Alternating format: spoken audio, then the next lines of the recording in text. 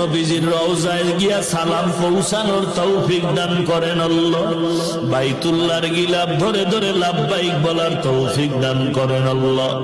আমাদের পরস্পরে মিল মোহাব্বত বাড়ায় দেন, কামাই রুজি ব্যবসা চাকরিতে হালাল ভাবে বরকত বাড়ায় দেন আল্লাহ।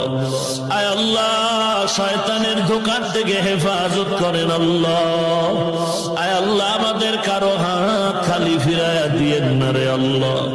সকলের দাম্পত্য জীবন সুখময় করে দেন।